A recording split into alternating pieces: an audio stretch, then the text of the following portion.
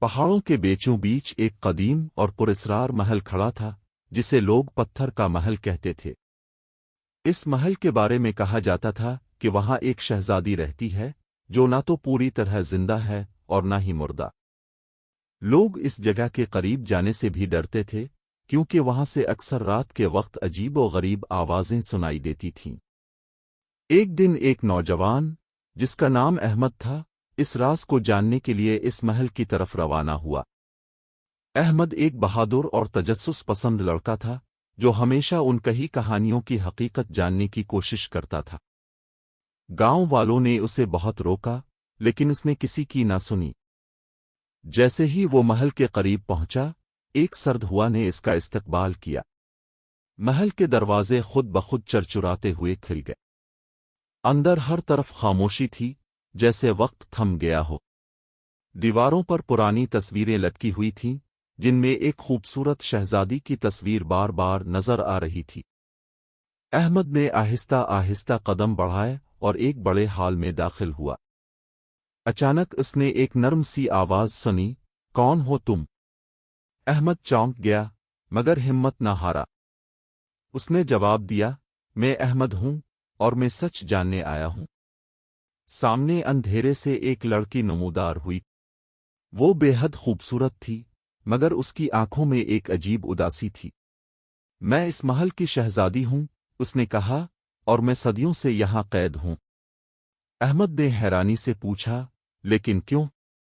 شہزادی نے گہری سانس لی اور کہنے لگی، ایک ظالم جادوگر نے مجھے اس محل کے ساتھ پتھر میں قید کر دیا تھا کیونکہ میں نے اس سے شادی کرنے سے انکار کر دیا تھا۔ اس نے کہا تھا کہ جب تک کوئی بے خوف شخص یہاں یا کر میرا سچ نہ سنے اور میری مدد نہ کرے میں آزاد نہیں ہو سکتی۔ احمد کو اس کی باتوں پر یقین آ گیا۔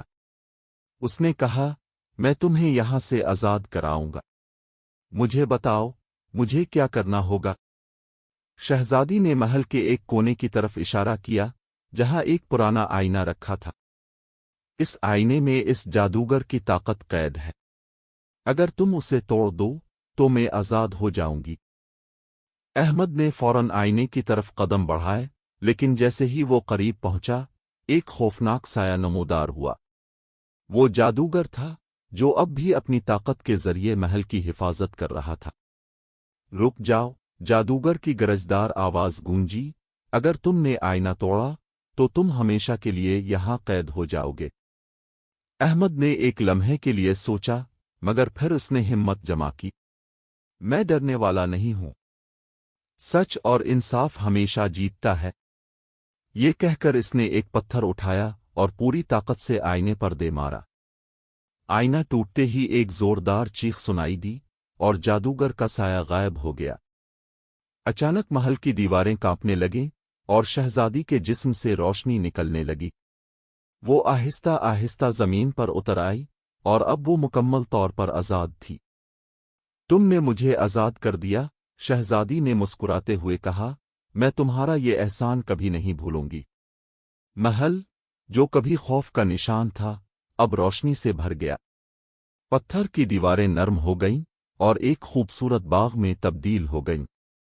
احمد اور شہزادی محل سے باہر نکل آئے۔ گاؤں والے جو دور سے یہ سب دیکھ رہے تھے حیران رہ گئے۔ وہ جگہ جس سے وہ ہمیشہ ڈرتے تھے اب ایک خوبصورت اور پرسکون مقام بن چکی تھی۔ شہزادی نے احمد کا شکریہ ادا کیا اور کہا، تمہاری بہادری نے نہ صرف مجھے آزاد کیا بلکہ اس جگہ کو بھی ایک نئی زندگی دی ہے۔